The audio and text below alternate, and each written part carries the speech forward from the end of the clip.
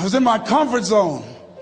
I was doing just enough to get by. I was working on a job. They paid me just enough to keep me from quitting, and I worked just hard enough to keep from getting fired. How many know people like that? Blink your eyes if you understand what I'm talking about. I was parked. I knew I could do more. But when my mama died, it took something out of me. When I went through a divorce, it took something out of me. When my best friend died, it took something out of me. I parked. And somebody said that life is like an onion. You have to peel it one layer at a time. And sometimes you cry. Life's going to happen to you when you have a dream. You're going to get slapped around. And don't take it personal. Don't ask, why did this have to happen to me? Why not you? Who would you suggest? You want to give us some names, some email addresses? And don't tell everybody. 80% don't care and 20% glad it's you. It's called life. Suck it up and move on. Get over it.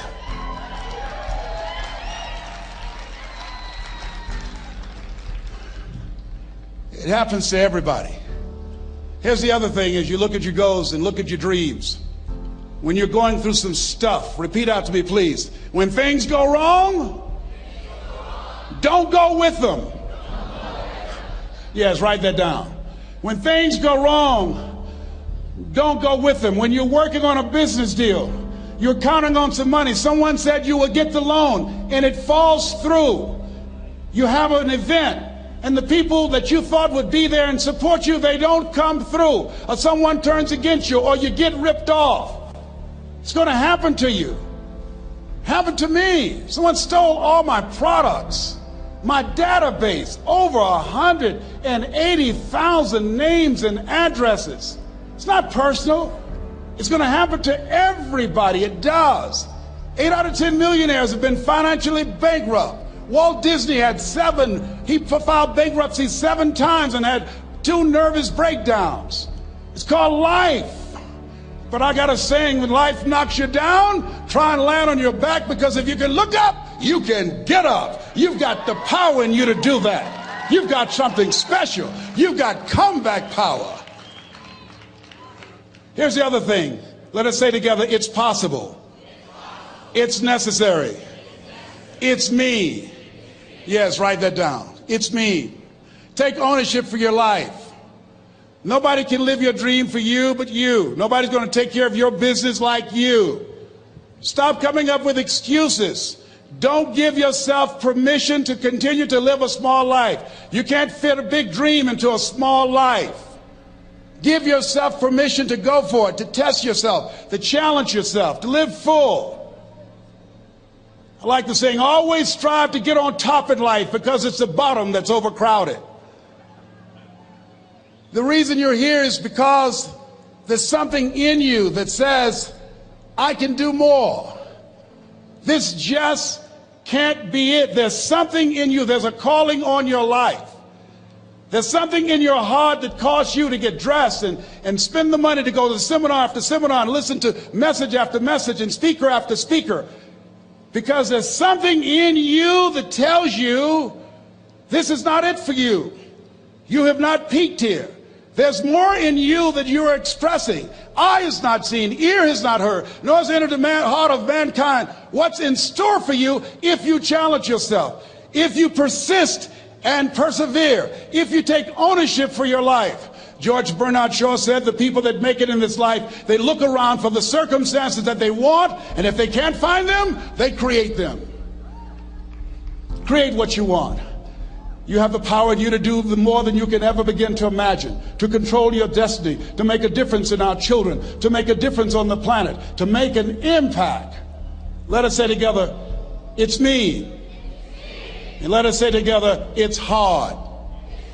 Say it like you know it. Say, it's hard. Ladies and gentlemen, it's hard. There are people who have seen their retirements taken away from them by the corporations that they work for. They were within 2 or 3 years of retiring, and they had it taken from them. The number one entrepreneurs in this country now are senior citizens. The number one employer, number two, McDonald's and Walmart. And there's nothing wrong with those jobs. I guarantee you those people did not have a plan to end up living their lives at the end of life with those types of jobs. And they didn't have a plan like you have, and while you're investing in yourself, not to. And it's hard. There are people making choices between purchasing prescription drugs or paying for gas or a mortgage note. It's hard when you're working on a job for 20 years, 30 years, give them some good years, and then they come in and tell you, we've downsized. In other words, you're fired. And then you have to start all over again. How many of you know it's hard? Raise your hands, please. It's hard. And it's not fair. One of the things I like about T. Harv is he talks about work and investing in yourself. It's not fair when people are going up against that kind of stuff to tell them just think positive and be enthusiastic and everything will work out all right. Ain't that kind of party. It's hard. Life will put some knots on your head. I bought my first home for my mother. I was rushing, didn't know what I was doing, and I bought a home that had a lien against it. And they called me, Mr. Brown, yes, there's a lien against your property. We need $55,000 if you're going to stay there. Wait a minute, sir. I just bought this home. The guy told me there were no liens against it. I'm not the one that owe you the money. You should have checked that out, Mr. Brown. Come on. I called my attorney. We followed up. Yes, Les, there's a lien against the property. But he told me there were no liens. He lied, obviously. Oh, my God. He told me he wanted to help me because he admired the fact that I was buying this home for my mother and that he was adopted, and he identified with me. Les, he suckered you. He played you, man. So what? Well, would they take payment arrangements? What about $5,000 a month? They want all the money, Les. They want all the money, or you're going to have to get out. The house is going up for sheriff's sale. Do you have it? No, I don't have it. Can they give me some time? Tell them to give me 3 months, please. Give me 3 months. My mother's in her 70s, man. She has a bad heart. Don't do this to me. This is my dream. Don't do this, man. Please, let me talk to them. Les, I'm talking to their attorney. They don't want to talk to you. I've got to talk to their attorneys. Do you have the money? No. Will they give me 3 months? No. What about 2 months? No, Les. They want the money in 7 days. Oh, my God. Let me call you back. I'm not sure. And I walked the floors thinking, God, how could this happen to me? I got to figure this out, huh? I got to figure this out. And it seemed like the days were just ticking off. Thursday, I had to call them and let them know. They called me, Les, do you have the money? No, I don't. Friday, you have to leave. The sheriff will be there. You're going to have to leave, Les. They're going to take my house. What about my down payment? You lost it, Les. You lost it. Okay. I got to go. Yes. I prayed, Lord, please, if you show me that you're real, if you're really real, you think Paul worked for you, you haven't seen anything. Don't let me lose this house and watch what I'll do for you. I was trying to cut a deal. Have you ever tried to cut a deal? It's amazing how spiritual you get when you get in trouble. You know what I mean?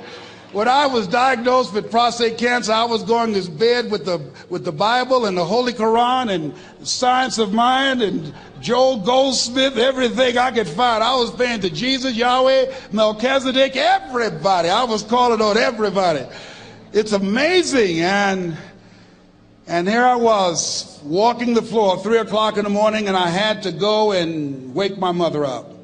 I got on my knees and I said, Mama, I need you to wake up. She said, what's wrong, Leslie? I can hear you walking back and forth. I'm not asleep, son. I said, there's something I need to tell you. She said, your eyes are red. Why are your eyes red? Because I feel so stupid now. Why? We got to move tomorrow. Why, Leslie? There's a lien against the property, and they want $55,000, and I don't have it. And we're going to be set out tomorrow. We have to go back to Liberty City. So she said, it's okay. I don't like this house anyhow. I said, why? She said, because of my arthritic knees, it hurts my knees when I go up the steps. I said, and why didn't you tell me? Because you were so happy. I just said it because you were happy. I'll live in a shack with you, boy. I love you. It's not the house. I love you. I love all my children. I said, thank you, Mama. Thank you.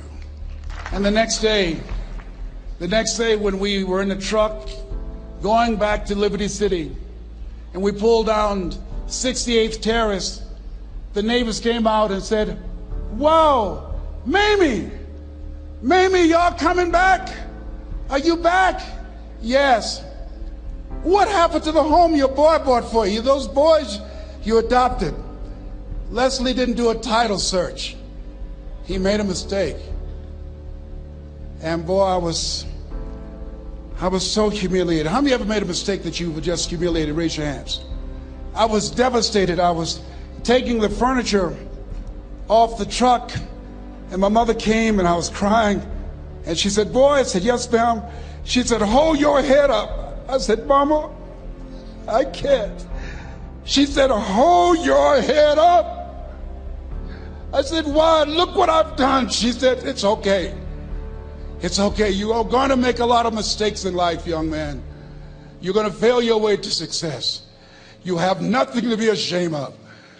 Keep your head up and take that furniture back in the house. I said, yes, ma'am.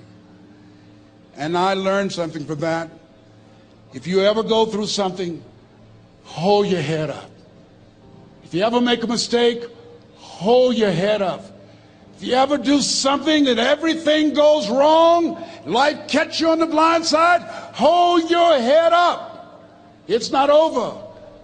Goethe said, that which does not kill you will make you stronger. Hold your head up. Shake someone's hand on your right and left and say, hold your head up.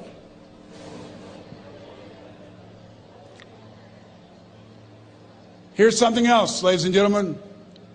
Repeat after me, please. You got to be hungry. Everybody together, you got to be hungry. I'll never forget Mr. Washington said, Mr. Brown, yes, sir. What do you want to do with your life, young man? I said, sir, I want to be a disc jockey. He said, Mr. Brown? I said, yes, sir. He said, you got to be hungry. I said, what do you mean by that? He said, people that are hungry are willing to do the things today others won't do in order to have the things tomorrow others won't have. People that are hungry are willing to invest in themselves. People that are hungry will go to seminars and workshops. People that are hungry are always searching, always seeking higher ground. So how do you want to make it? I said, I want to be a disc jockey. He says, good. Here's what to do. He said, I want you to read 10 to 15 pages of something positive every day. He said, you don't get in life what you want, you get in life what you are. You must program yourself to success. He said, I want you to listen to Earl Nightingale and Zig Ziglar. Listen, faith comes by hearing and hearing and hearing. He said, I want you to change your relationships. And I don't want you to ever lose your hunger. I said, what do you mean by that? He said, people that are hungry are unstoppable. People that are hungry are no matter what people. They make it happen no matter what. He said, I want you to listen to Paul Harvey. Who is he? He's the world's greatest communicator. Success leaves clues, young man. Always listen and follow people who are doing what it is you want to do at the level you want to do it, and learn from them. I told T. Hobb when we were standing by the stage, I said, hey man, I want to work more with you. I want you to coach me. I want to learn from you. See, I found you're never too old to learn and you're never too young to teach. Always have a thirst for learning. So I listened to Paul Harvey every day on the radio. While in school, I would go out and listen in his car. He gave me his keys. I was working to develop myself. And I continued to listen to motivational messages, and he would take me to see the late Dr. Norman Vincent Peale, who wrote the book, The Power of Positive Thinking. I toured with him before he passed. You You have something special. You have greatness within you. Don't allow your circumstances to determine who you are. Don't allow your negative thoughts to hold you back.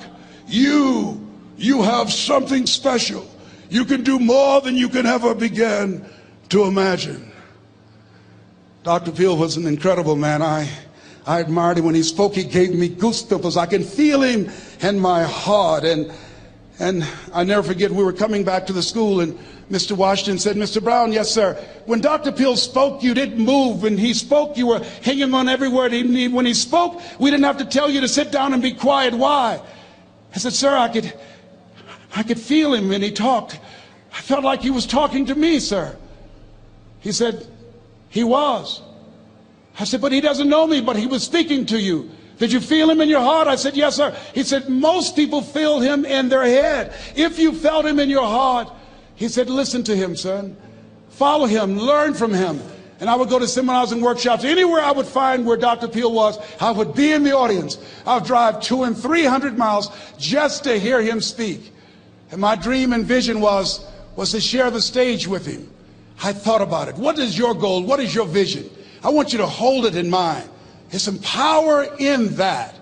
Because when I became involved in speaking, I never forget, I got a call from Og Mandino, who wrote the book, The Greatest Salesman in the World. He said, Les, I'm stuck in Philadelphia. I need to be in Kankakee.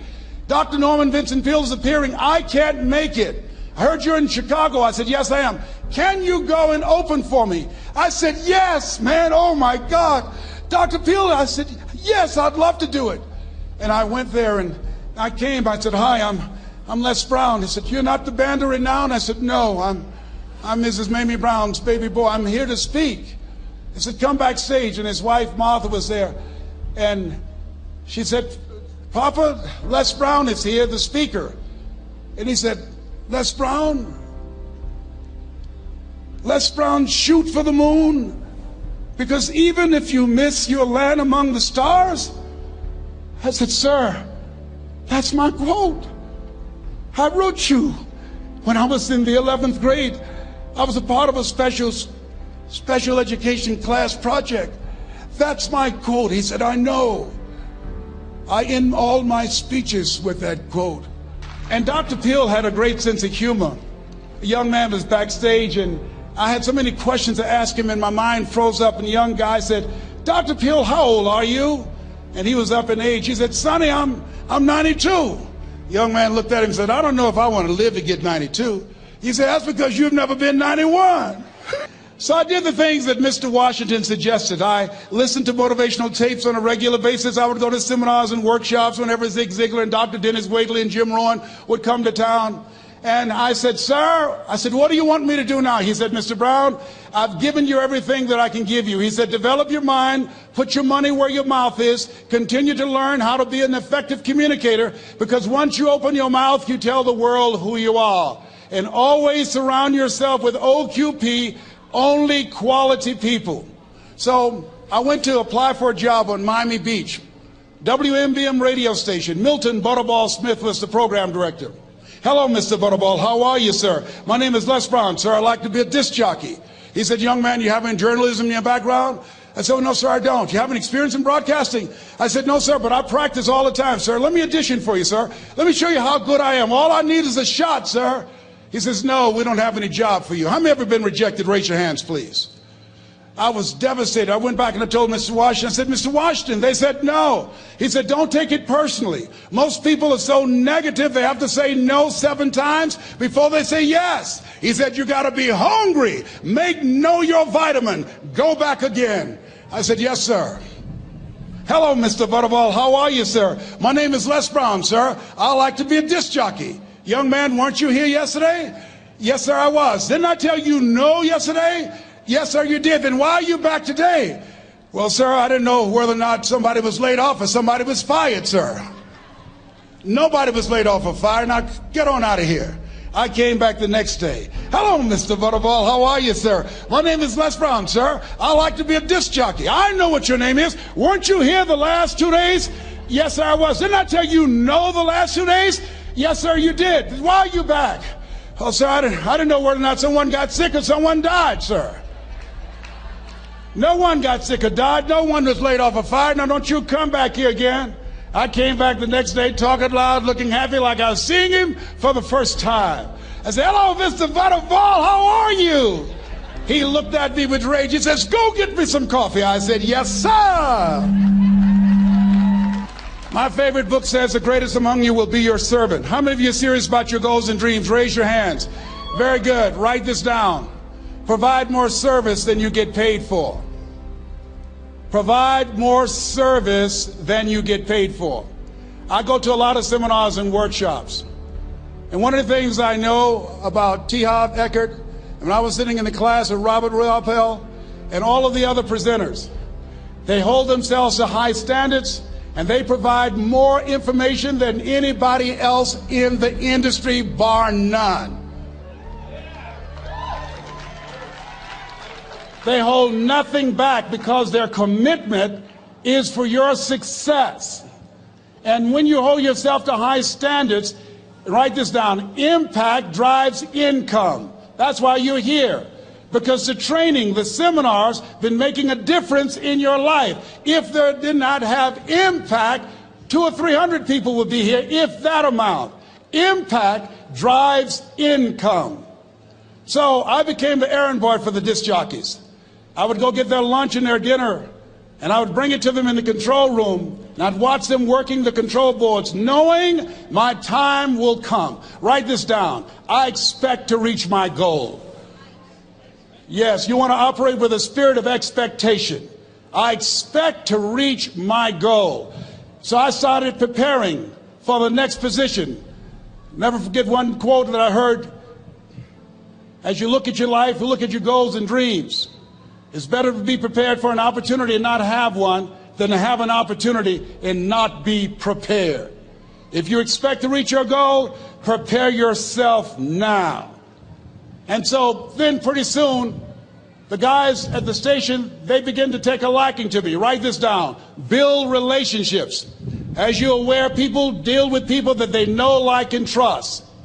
And so they would say, Leslie, yes, sir. Come here, yes. Come outside. Who did this? Oh, your car? Yes. Who cleaned my car? I did, sir. I would wax their cars on the weekend, inside and out. How much do you charge? Oh, nothing, sir. I just wanted to help out. I was providing more service than I got paid for. I was building relationships. They said, whoa, look here. Donna Ross and the Supremes are coming to town. The Four Tops and the Temptations. Here are my car keys. Pick them up for me. Take them to the Fontainebleau Hotel on Miami Beach. I said, yes, sir. I would drive them all over Miami Beach in their big, long Cadillacs. I didn't have any driver's license, but I was driving like I had some. Then one day, it was a Saturday afternoon. A disc jockey by the name of Rockin' Roger was drinking while he was on the air. It was a Saturday afternoon, and I was the only one there. Rockin' Roger got so drunk, he could not complete the show. He started slurring his words. He's about to fall off the chair. And there I was, looking at him through the control room window, walking back and forth, young, ready, and hungry. I was saying, drink, Rock, drink. Drink, Rock. I'd have gone and get him some more if he'd asked me to. Then pretty soon the phone rang. It was the general manager, and I answered the phone. I said, hello? He said, young boy, this is Mr. Klein. I said, I know. He said, Rock can't finish his program. I said, I know. He said, would you call one of the other DJs in? I said, yes, sir. I said to myself, he must be think I'm crazy. I called my mom and my girlfriend, Cassandra. I said, y'all come out on the front porch and turn up the radio. I'm about to come on the air.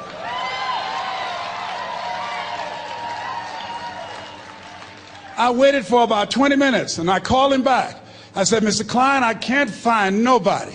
He said, young boy, you know how to work the controls? I said, yes, sir. He said, go in there and segue the records, but don't say nothing here. I said, yes, sir. I couldn't wait to get old Rock out of the way. I put on a fast record. I said, look out, this is me, LB Triple P. Les Brown, your platter playing papa. There were none before me and there will be none after me. Therefore, that makes me the one and only. Young and single and love to mingle, certified, bona fide, indubitably qualified to bring you satisfaction and a whole lot of action. Look out, baby, I'm your love man. I was hungry. I was hungry. Get old man a round of applause. I was hungry. I was hungry. You got to be hungry. Shake someone's hand on your right and left all around you and say, you got to be hungry. You got to be hungry. To get those dreams out of your head and step into your greatness, you got to be hungry. To get those ideas, that talent, that gift out of your system, you got to be hungry. To get up off the canvas of life and understand what Willie Jolly meant, that a setback is a setup for a comeback, you got to be hungry. People that are hungry are willing to do the things today others won't do in order to have the things tomorrow others won't have. How many of you got value out of what you've heard thus far? Raise your hands, please. Very good. I'd like to leave this with you. I don't know what your goals are. I don't know what you want to do. Here's what I know about you. You have greatness within you. Here's what I know about you.